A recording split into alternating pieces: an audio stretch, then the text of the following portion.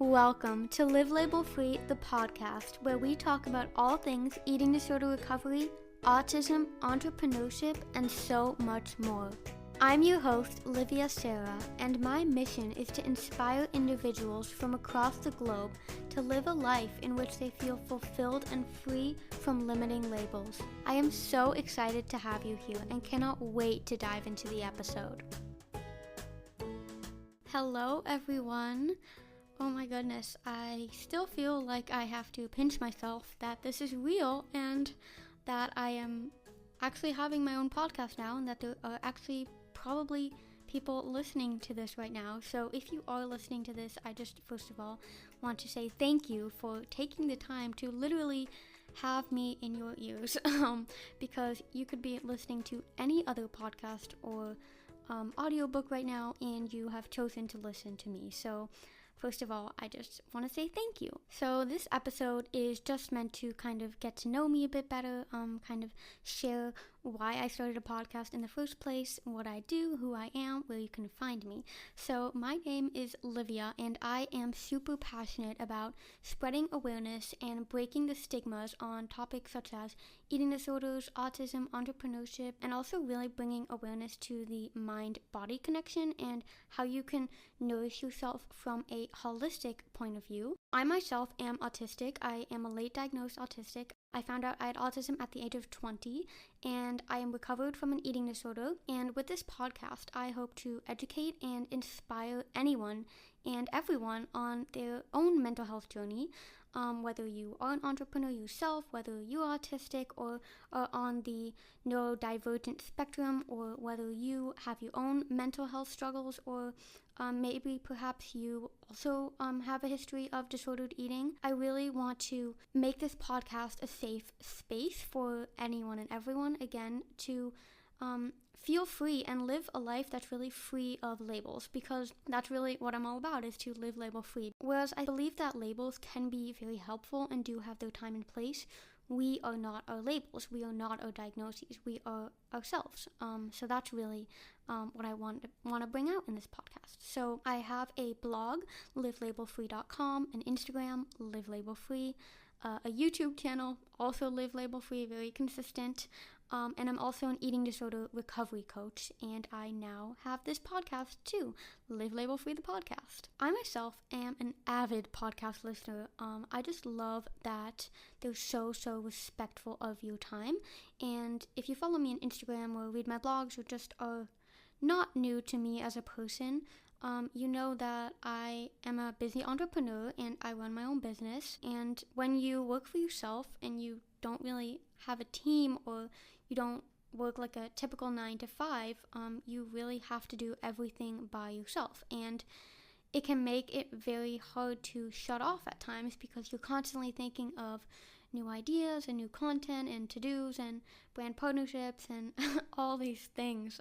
Like I have been struggling with insomnia pretty bad for the past couple weeks because I have some huge life changes that are coming up, which I cannot wait to share. But then I just get so caught up in everything that could go wrong and everything I have to do, and I often fall asleep dreaming of different reels that I can make to post on Instagram. So another thing that I love about podcasting is that it's only one sense, it's only auditory.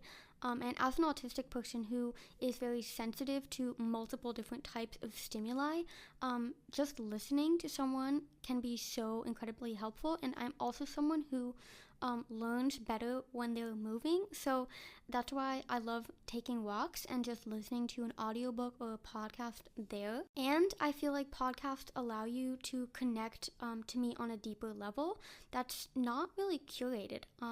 I think now more than ever we crave human connection, and podcasting has really helped me personally with that, especially with the pandemic and living by myself in an apartment. So just being able to listen to podcasts has really helped me with that. And of course it's not the same as seeing people in person, and I mean, of course, a lot of the podcasts I listen to, I don't personally know those people, but I still feel like it allows you to really connect with them on a deeper level. So the reason why I wanted to start my own podcast was for that reason, because I want you to be able to connect with me on a deeper level that isn't curated. But I was also missing a podcast or show or anything you want to call it that connected autism, eating disorders, and also discussed how entrepreneurship and mental health play into that, whether that be burnout, overwhelm, time management, really anything that has to do with those three topics that are intertwined in my life. Now, I have been wanting to start my own podcast for the longest time now, like probably for over a year now, but I always told myself I wasn't ready.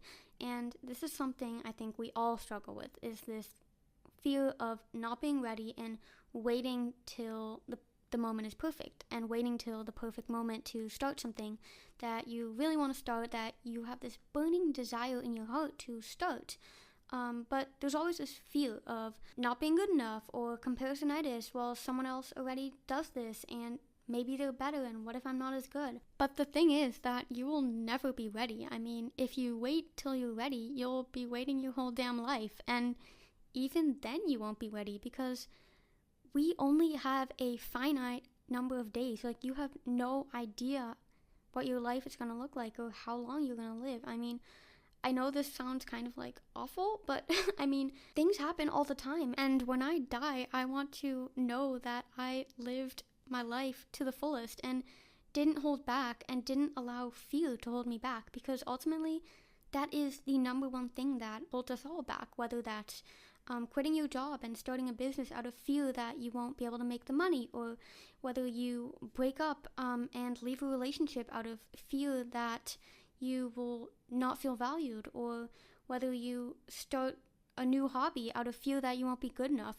Most of the time, the reason why we don't commit to doing something and never start in the first place is because of fear. I, of course, have my own fears and do often procrastinate things. Like, for example, I've been wanting to start this podcast for a year, and I'm only starting it now because I have fears myself. And I'm not saying that I don't have fears and that fears are bad, because fear is a very important primal emotion that is designed to protect us. But another one of my favorite quotes is, the best time to plant a tree was 10 years ago, and the second best time is now. I mean, fear is so okay, and it's so important, and it's so important to be able to allow yourself to feel afraid, but where the true strength comes from being aware of that fear and being aware of the fact that you are scared and that everything could go wrong, and yet still also allowing for the opportunity that, what if everything goes well? What if you succeed? What if things turn out in the way you didn't expect them to? And I think this also really goes for entrepreneurship, obviously, but also for eating disorder recovery, or just recovery from any illness. Like, when I started my recovery, I was so afraid because I had no idea what was going to happen. It was like I was jumping into an ocean without knowing if I even knew how to swim.